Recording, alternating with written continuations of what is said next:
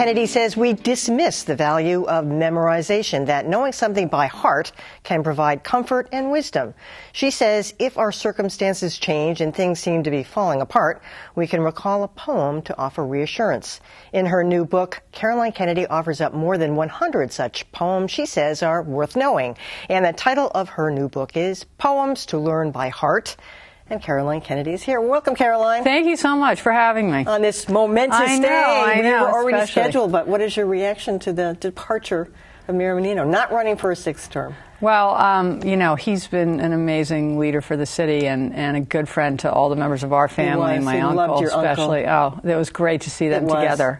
And so, you know, I think we'll all miss him, but I understand and I hope that he has a wonderful next chapter. Yeah, we do. We hope he does something really good and interesting because he's so, you know, he's just so entrenched in this, and I know hopefully he'll turn a page and do something more fun.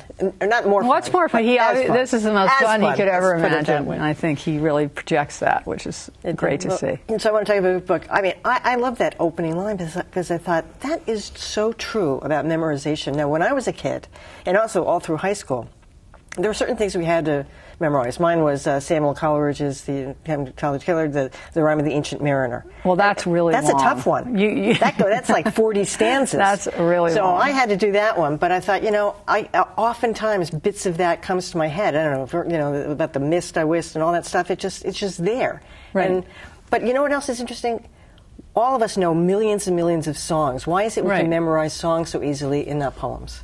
Well, I think because of the melody and the music, and that's one of the things about the old-fashioned poems that makes them easier to memorize than a lot of contemporary works, is that they rhyme and they have that rhythm that can kind of keep you going. So I think that's one of the reasons why I included so many sort of old chestnuts in this book, because they're meant to be memorized and settle out. I mean, before we had books or printed material or computers or phones or any, I mean, people had to memorize to survive. I mean, they had to pass things down orally. And so a lot of those rhythms, you know, have developed because they're natural to us, and songs are that today. But, you know, music today is coming back to being words, and so it's really interesting because poetry is having a kind of a revival of relevance, if you will. Well, now, who in your family did it? Did anybody pass it down to you? Well, my mother did it. She memorized poems with her grandfather. And I think it's really, when I've talked about poetry, I've really found that it was something that families passed down. And a lot of people have memories of doing a poem or sharing a story or something with a grandparent or an aunt, and somebody older. And I think it's a wonderful thing for older family members to do with children. It's kind of a special thing that you can share. And my grandmother, who grew up in Concord, before there were cars, used to, you know, always have us try to recite the Midnight Ride of Paul Revere. That's a good one. And certainly is a good one. And, you know, Patriots Day is coming up. And, I mean, as far as we knew, you know, she was old enough to have, you know, met Paul Revere. And it was, the whole thing was just a wonderful thing. And, of course, the only person who actually knew the whole poem was Teddy. And he could not wait or could he do it? Recite this. I mean, it was one of his favorite things. Right off the bat, could he do it, or did he have to think? No, he just launched right in, and if there were things along the way that weren't quite right, that just didn't matter. He just kept going, and so he used to show up at my book signings and offer to recite the poem for people waiting online because he just loved it. But I think it really gave us all, as children, you know, having him and my grandmother, kind of all encouraging that, and then he took us to visit the old North Church and all of that in Concord, but a sense that, you know, we wanted to be like that. We could maybe change, you know, history or change something in our lives. And so it really, these values come along with it. Well, how did you decide? I mean, you've got such a vast range of poems by people we know, Robert Frost, you know, William Shakespeare, Langston Hughes, and people like that, but there's a lot of that we don't. Right. Well, I wanted it to have some contemporary poets in it also, and I got some kids that I work with in a high school in the Bronx to help me decide and as well, and see what kids would like. And I went back to the poems that my brother and I had memorized for our mother, and I asked friends and kids' friends, and so I got suggestions from people of all ages. And as I said, some of these younger poets who are performing now in open mic events and poetry slams and, you know, bilingual poetry and composing poetry in groups, which is also a new and interesting thing. I never thought of The Charge of the Light Brigade as an anti-war poem until you said that. And then I started thinking about the words, and I said, yeah, sure it is. Right, I know. I didn't really either at first, because it sort of rolls along with all this it's very cavalry. exciting. Yeah, exactly. And then you realize that this is just dead. the most misguided thing. Yeah, it was so sad. Yeah. So was there a little bit of a political statement in that one?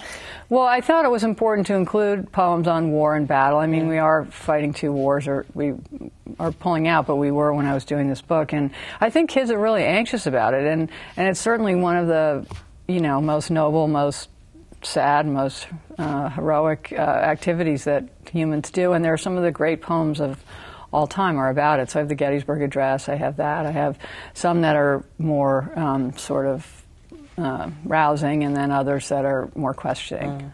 So as you know, the Kennedy Library has been releasing these photographs every couple of months, just sort of marking the anniversary of the inauguration of your dad. So yesterday, the cutest pictures came out. I know, you saw them, and here they are. Here's the first couple of them. It's you and your pony. I believe that's Macaroni. Yes, it is. There's little John. That's a very special fancy saddle that the King of Morocco gave me. And that's at Camp David. So this weekend is the 50th anniversary of one of your trips to Camp David. That's a Moroccan saddle. Wow, it looks look at it. Does that pony look like he belongs in that outfit? I mean, like, do you have a memory of that? Yeah, that was a very exciting saddle, and it was all gold. Yeah. And, what happened to it? Yeah, I know. I wish I knew. I don't know. There's a couple more. There's one in Marine One, is it? Here's your brother in Marine One. Cute. Sitting in the helicopter. So cute.